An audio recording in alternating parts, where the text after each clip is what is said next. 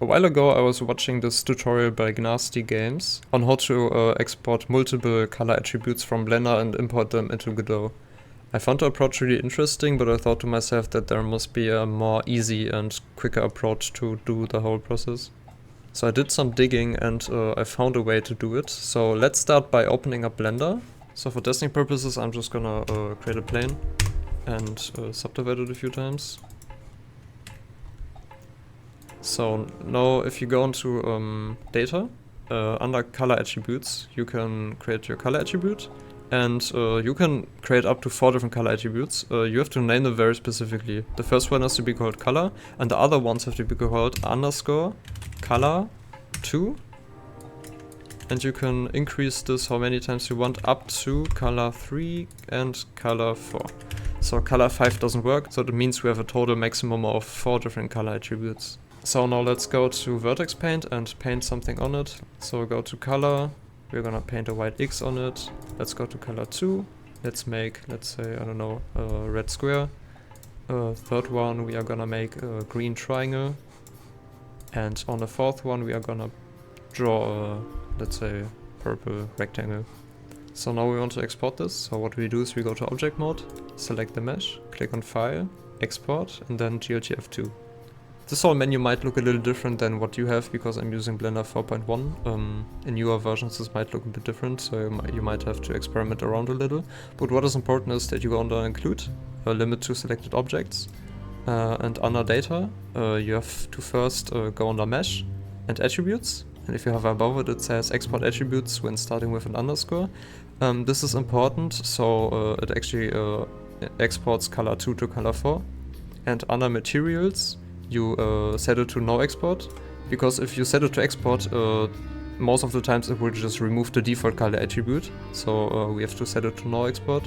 This shouldn't be a problem because inside of Godot you can still attach your own material to it. So I'm gonna click on my Godot project and export it inside of here. So I created a small test project so we can test out the mesh. Let's open it up and have a look. So now we are inside of our project and we have the mesh right here. So let's just pull it inside of here. Click on make local so we can access the mesh instance. And inside of here what we want to do is right click it, make it unique so we can edit the mesh. And we can also edit its attributes such as the materials. So under here you click on a new shader material and assign a shader to it. We don't currently have a shader, so we'll create a new one. And I will just call it Vertex test. Click on open, create, and there we have it. If we now click on shader editor and click on our shader, we can see the editor right here. And inside of the fragment shader, we have to type in albedo equals color.rgb. And if we do that, it will use the color attribute, so the default color attribute, as the albedo color, so you can actually see it. And it works just fine.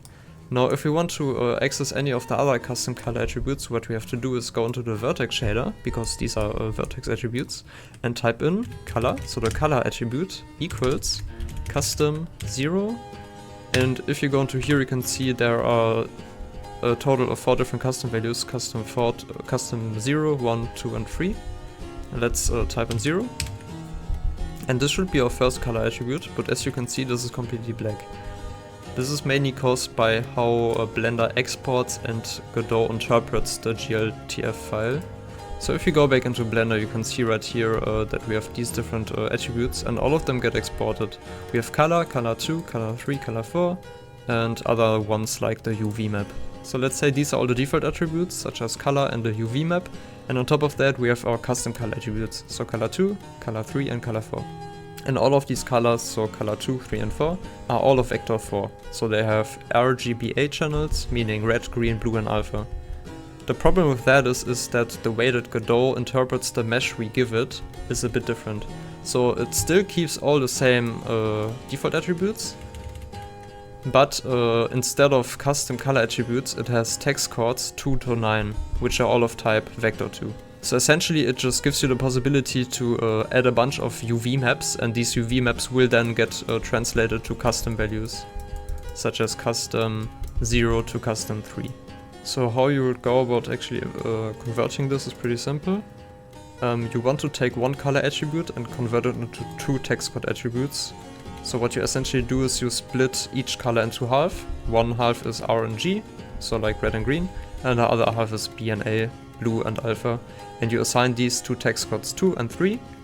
And you do the same for color 3 and color 4. Excuse my horrible handwriting, but I hope you get the point. So like color 2, 3 and 4 all get assigned to text codes 2 to 7. So you might not wonder, you said we have like more than 7 text codes, we actually still have 8 and 9, so why don't we just store another color attribute? And this actually works in theory, so you can create a fourth custom color attribute and assign it to text code 8 and 9. And the funny thing is, inside of Godot, there is actually a custom 3, so this should be assigned to a custom value inside of Godot that you can access. But whatever I did in testing, it never showed up. It always just blacked out the color, so it seems that the way Godot interprets the files just doesn't allow any colors to be added in custom 3. That means that if we include the default color attribute, we have a total of 4 different color attributes that we can import into Godot. So now how do we actually convert this? The problem is that when exporting it in Godot, we get this GLB file, which is actually a binary file and not a text file. And even if it was a text file, doing it by hand would be way too difficult. So instead of that, you can just go to my website, which is called tomkraut.de. And as you can see, this whole thing is just like vibe coded within like 10 minutes, so I can provide you the resources. But yeah, if you go to browse resources, you can see both the converter script and the inspector script, and you can just download both.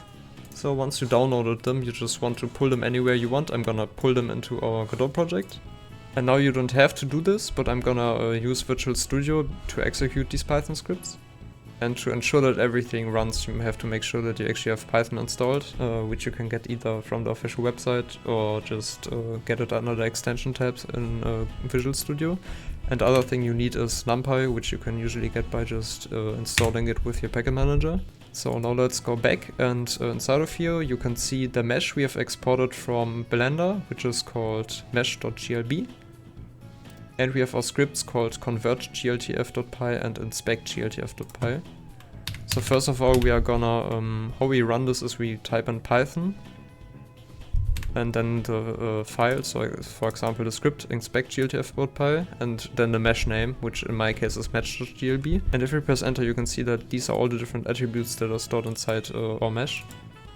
And we can see right here we have the default color attribute and our custom color attributes called color 2, color 3 and color 4. And now all we have to do is, if you download the scripts, you run the convert gltf Python script. So now this ran successfully, and you can see that it created mesh_godot.glb, and if we inspect that, so it's just whatever name you gave the mesh, appended _Godot. So just press enter. And now you can see that it removed the 3 custom color attributes and transformed them into text code 2 to text code 7. So if we now go back to Godot, we are gonna remove this mesh. And this is important. You have to click on the new mesh that we created, and you have to disable LODs, then click on the mesh and again disable LODs. And scroll down here under the scene again, and under here materials extract, try to keep it at try to set it to keep internals. So LOD stands for level of details. It just makes your mesh more simple the further you are away from it, which is really useful for saving computation time for like open world games, for example. But the problem with it is that sometimes it just corrupts the way the files are formatted. For example, when I tried doing it with LODs, it just scrapped all the custom color attributes, so we want to disable all of that. So now that we did all of that, we can just pull it back in, click on make local, make the mesh unique, and under surface 0 we create a new shader material just like we did before and load our custom shader.